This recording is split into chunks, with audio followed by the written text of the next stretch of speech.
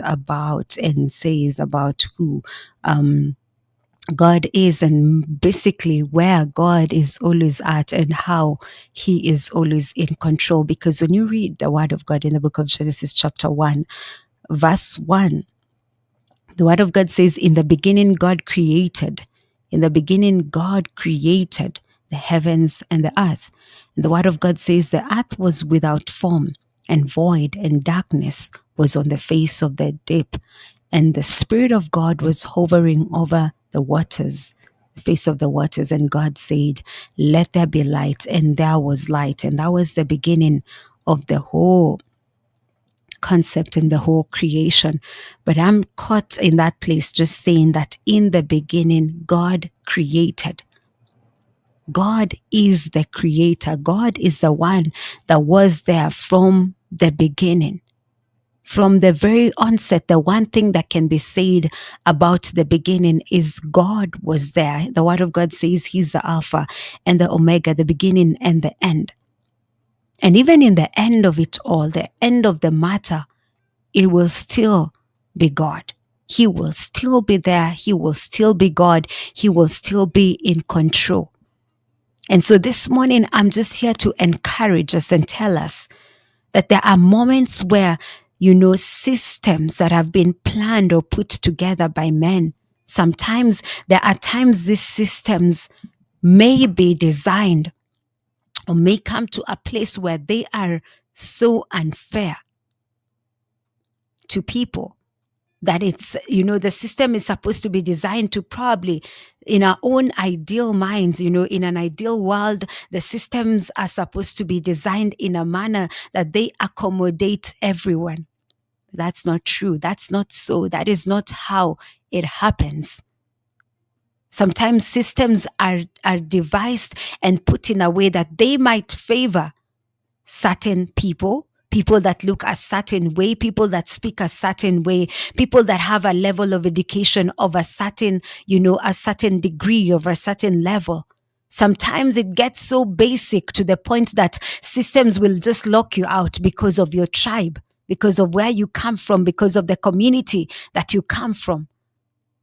But then when that happens, can we go back to the beginning? Can we go back to where it all started from? Where God was there, where God was in charge.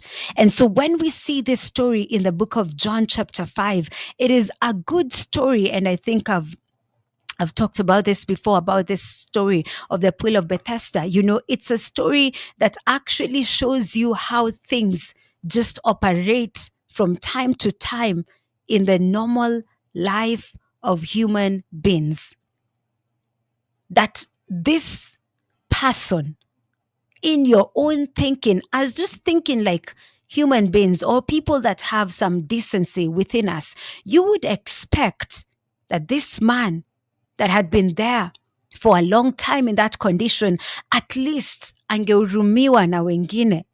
Because I've been here for 2 months, I can wait a bit longer. I mean, it does not compare to this one that has been here for 38 years. But then the system, the way it's designed, as this man is trying to go to the waters, as this man is trying to go to the pool, when the waters are stirred up, he cannot get there. Someone else goes before him. And this was a pool that was made up of people that were a great multitude of sick people.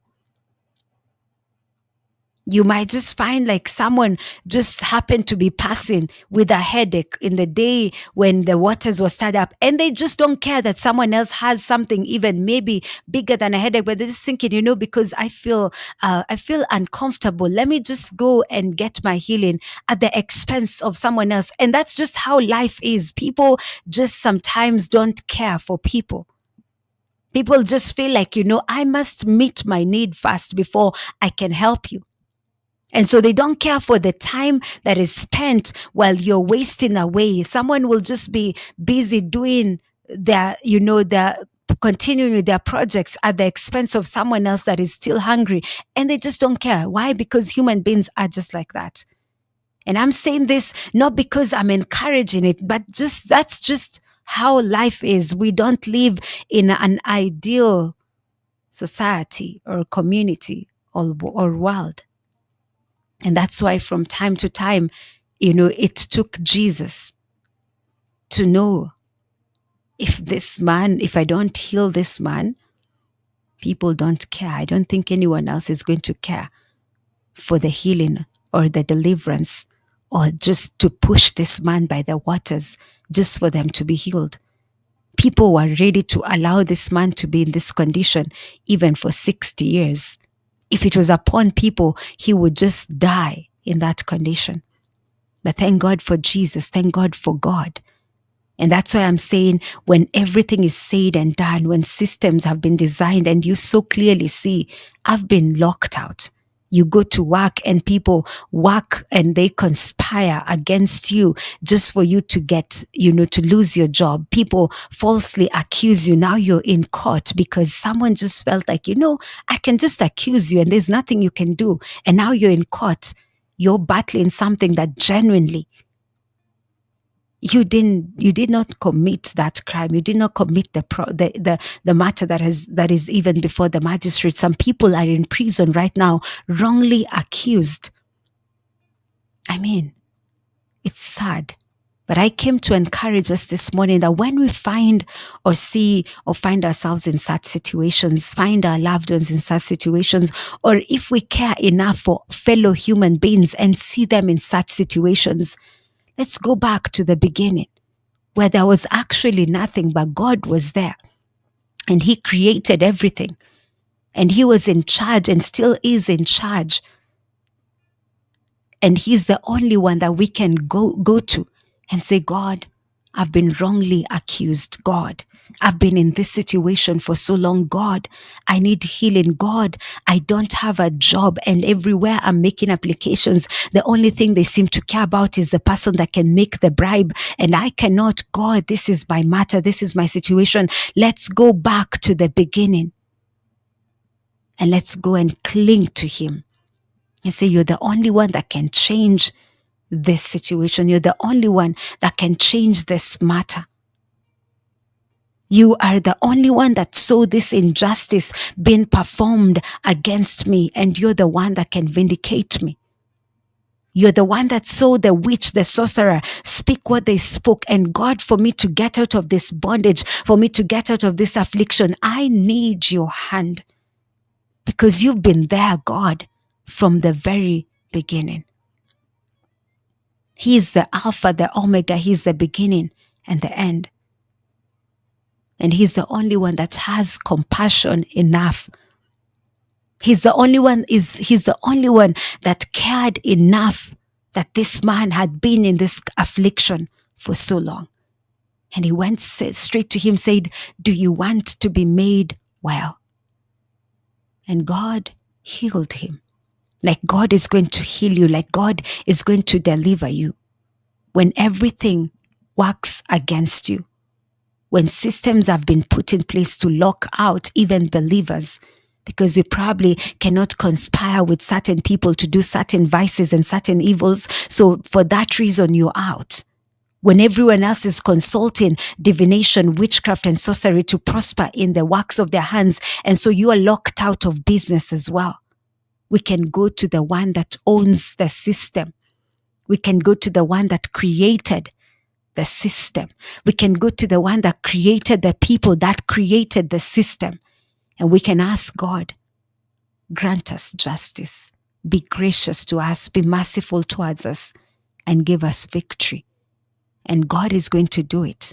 So when everything else is said and done, just remember, in the beginning, everything.